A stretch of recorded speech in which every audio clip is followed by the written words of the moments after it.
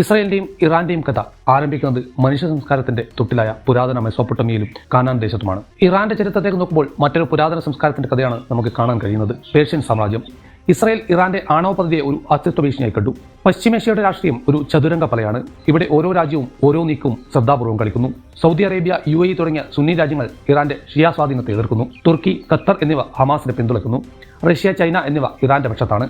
America, Europe ഇസ്രായേലിന്റെ പിന്നിലാണ്. America ഇസ്രായേലിന്റെ സുരക്ഷയ്ക്ക് മുൻഗണന നൽകുന്നു. റഷ്യ ഇറാന്റെ പിന്തുണയോടെ പശ്ചിമേഷ്യയിൽ തങ്ങളുടെ സ്വാധീനം നിലനിർത്താൻ ശ്രമിക്കുന്നു.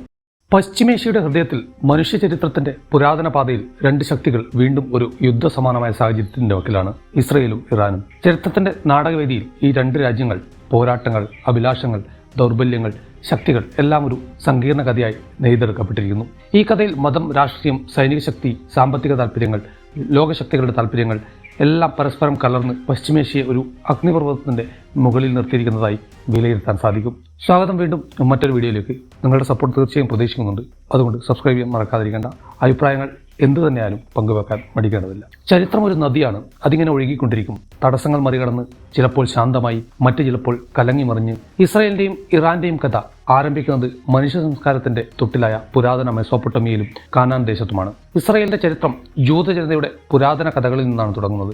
കാനാൻ ദേശത്ത് പാലസ്തീൻ പ്രദേശങ്ങളിൽ ഇന്നത്തെ ഇസ്രായേൽ ജന്മം കൊണ്ടു. എന്നാൽ ഈ ദേശം എല്ലായ്പ്പോഴും ശാന്തമായിരുന്നില്ല. അസീറിയക്കാർ, ബാബിലോണിയക്കാർ, പേർഷ്യക്കാർ, ഗ്രീക്കുകൾ, റോമാക്കാർ ഓരോ ശക്തിയും ഈ ഭൂമിയെ കീഴടക്കി.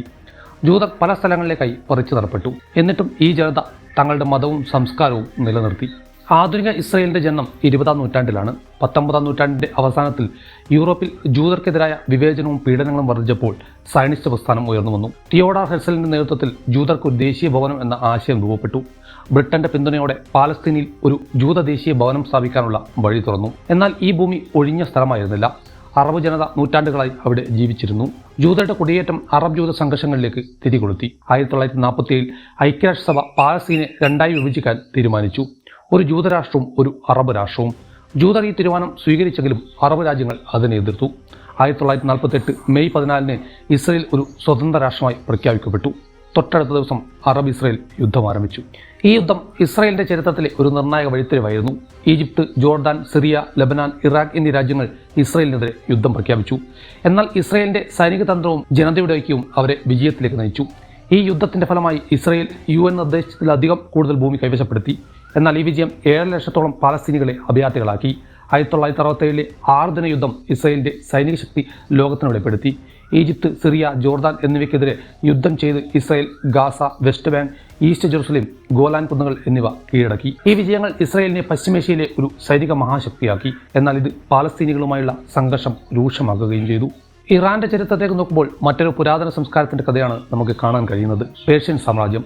ലോകത്തിലെ ആദ്യത്തെ മഹാസാമ്രാജ്യങ്ങളിലൊന്നായിരുന്നു. Cyrus the great, Darius, Xerxes എന്നീ രാജാക്കന്മാർ ഏഷ്യയുടെയും ആഫ്രിക്കയുടെയും വലിയ ഭാഗങ്ങൾ ഭരിച്ചു.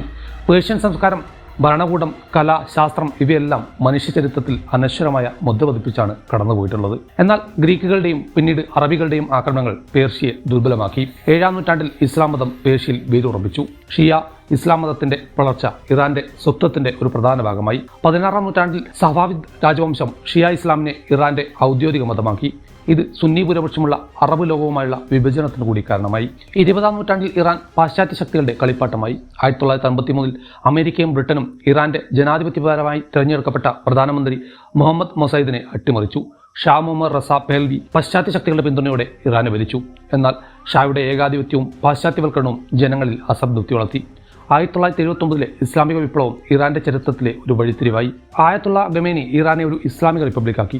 ഈ വിപ്ലവം ഇറാനെ പാശ്ചാത്യ ശക്തികളുടെ എതിരാളികളാക്കി, പ്രത്യേകിച്ച് അമേരിക്കയുടെയും ഇസ്രയേലിന്റെയും. 1980-88 കാലഘട്ടത്തിൽ ഇറാൻ ഇറാഖ് യുദ്ധം ഇറാന്റെ സൈനികവും സാമ്പത്തികവുമായ ശക്തി പരീക്ഷിച്ചു. സദ്ദാം ഹുസൈന്റെ ഇറാഖ് പാശ്ചാത്യ ശക്തികളുടെയും അറബ് രാജ്യങ്ങളുടെയും പിന്തുണയോടെ ഇറാനെ ആക്രമിച്ചു. 8 വർഷം നീണ്ട ഈ യുദ്ധം ലക്ഷക്കണക്കിന് ജീവനുകൾ കവർന്നു. ഇറാന്റെ സാമ്പത്തിക വ്യവസ്ഥയെ തകർത്തു. എന്നാൽ ഈ യുദ്ധം ഇറാന്റെ ദേശീയ ഐക്യത്തെ ശക്തിപ്പെടുത്തി.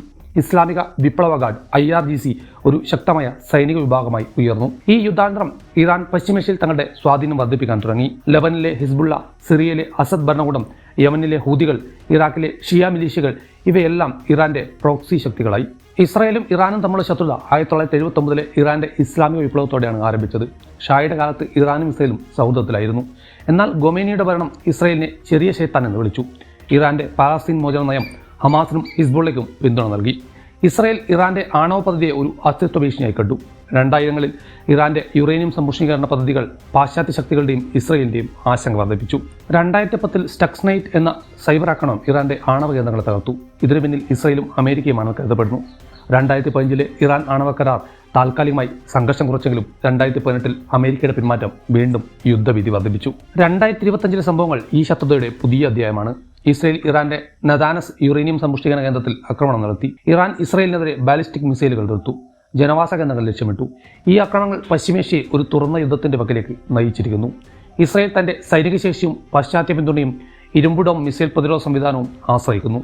ഇറാൻ തന്റെ പ്രോക്സി ശക്തികളെയും ഡ്രോൺ മിസൈൽ സാങ്കേതികവിദ്യയും ദേശീയ ഐക്യത്തെയും ആശ്രയിക്കുന്നു. എന്നാൽ ഈ യുദ്ധം ഈ രാജ്യങ്ങൾക്ക് മാത്രമല്ല, ലോകത്തിന് തന്നെ നല്ലതായിരിക്കില്ല. ഇസ്രായേലിന്റെ ശക്തി അതിന്റെ സൈനിക സാങ്കേതിക വിദ്യയിലാണ്. F-35 യുദ്ധവിമാനങ്ങൾ, ഡേവിഡ് സ്ലിംഗ് ആരോ മിസൈൽസ്, പ്രതിരോധ സംവിധാനങ്ങൾ, മൊസാദിന്റെ രഹസ്യാന്വേഷണ ശേഷി ഇവയെല്ലാം ഇസ്രായേലിനെ ഒരു സൈനിക മഹാശക്തിയാക്കുന്നു. അമേരിക്കയുടെ സൈനിക സാമ്പത്തിക പിന്തുണ ഇസ്രായേലിന്റെ നട്ടെല്ലാണ്. എന്നാൽ ഇസ്രായേലിന്റെ ദൗർബല്യം അതിന്റെ ഭൂമിശാസ്ത്രപരമായ വലിപ്പമാണ്. 22,000 ചതുരശ്ര കിലോമീറ്റർ മാത്രം വിസ്തീർണമുള്ള ഈ രാഷ്ട്രം ചുറ്റും ശത്രുക്കളാൽ വളയപ്പെട്ടിരിക്കുന്നു. ആന്തരിക രാഷ്ട്രീയ വിഭജനവും ബെഞ്ചമിൻ നെതന്യാഹുവിന്റെ ഭരണത്തിനെതിരെ ഉയർന്നു വന്ന പ്രതിഷേധങ്ങളും ഇസ്രായേലിന്റെ ഐക്യത്തെ പലപ്പോഴും ദുർബലമാക്കുന്നു. ഇറാന്റെ ശക്തി അതിന്റെ പ്രോക്സി ശൃംഖലകളാണ്. ഹിസ്ബുള്ളയുടെ 1,00,000-ലധികം വരുന്ന റോക്കറ്റുകൾ, ഹമാസിന്റെ ഗറില്ല യുദ്ധതന്ത്രങ്ങൾ, ഹൂതികളുടെ ഡ്രോൺ ആക്രമണങ്ങൾ ഇവയെല്ലാം ഇറാന്റെ അസമമിത്ര യുദ്ധശേഷി വർദ്ധിപ്പിക്കുന്നു.